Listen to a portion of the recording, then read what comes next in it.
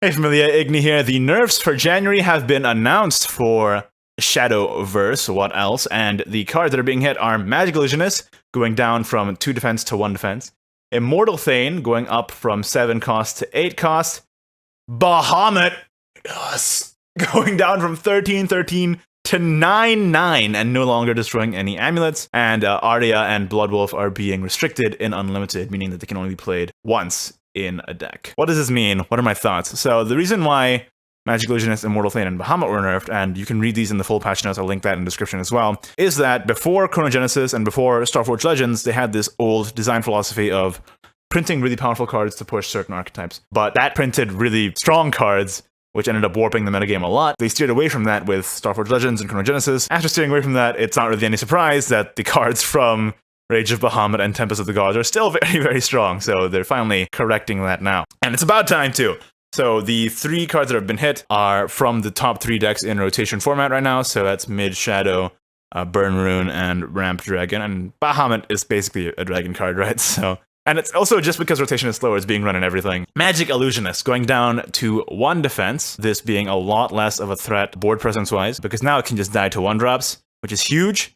And it just gets absolutely destroyed by Wood of Brambles, which is great. So I'm really happy about that. You know, he's had his time in the sun. It's time to step back. I think this is actually pretty huge. The 1 defense makes the card a lot less survivable. Immortal Thane seems like less of a big deal for Mid Shadow. They already have so many great plays on turn 7. For example, playing Ektar, of course.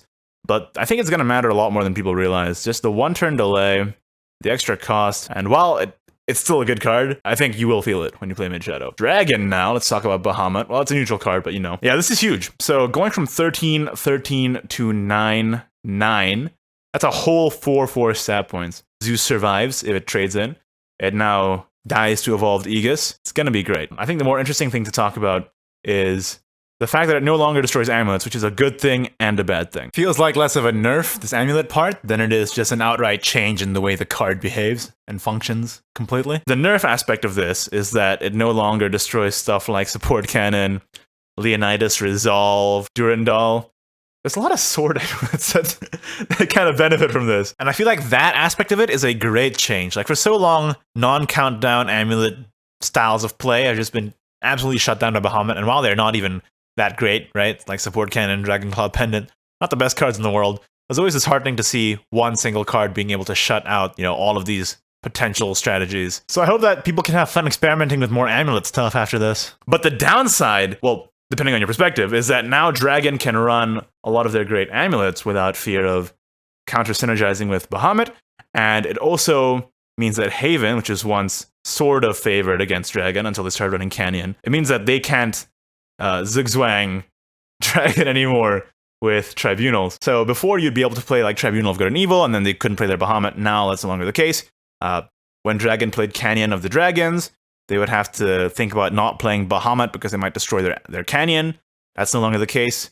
You can now play Bahamut alongside Polyphonic Roar, tilting at Windmills, which is terrifying with Dread Sea. And just in general, Haven kind of suffers for this because all their last words, countdown amulets, they can't outplay the dragon by laying down the amulets and making Bahamut a little awkward. So it's interesting. On one hand, it makes amulet-based decks better because it removes this universal amulet removal that everyone can run and is good. On the other hand, it sort of screws over Haven a little bit. While in general, I like the space that this frees up for amulet permanence going forward, it's just a little concerning how well this can synergize with some of Dragon's own amulets. Still, I think the 4/4 stat line is a significant nerf. They basically took out like a whole other card from this, right? Like if you take the card, that's what they removed from Bahamut, that could be its own freaking card, Chunk of Bahamut, 4/4 destroy all amulets. Finally, let's talk about the Unlimited changes. So in Unlimited, by far, I think the best decks are Blood and Roach, because they kill you very, very fast. You probably understand why. Blood just has Storm out the wazoo, and Roach has Roach. So this is just in Unlimited. These cards are being restricted to 1 per deck. I think this is a great change because it shows they really do care about Unlimited balance, which I feel like a lot of people are sort of skeptical about. Some other card games have treated me poorly in the past regarding multiple formats. I feel like that was a lot of people's first reaction when they announced the split formats in the Shadowverse Next video. But this does show that they're actually taking a look at the meta in Unlimited, and they're actually restricting things as necessary to make sure that that's also a balanced game experience, which I really enjoy. The same can be said for the Bahamut nerf, because Bahamut is going to be rotating in 3 months, and they could very well have just left it alone. But it was just going to be a problem forever if they left it, and it's a problem right now in rotation, so I think it's really great that they're changing things now. You know me, I've been complaining about Bahamut for ages, so I'm happy about it. By the way, Arya and Bloodwolf are going to give full vial value refunds in the upcoming patch, even though they're not being changed in any way, and they're just being restricted and unlimited.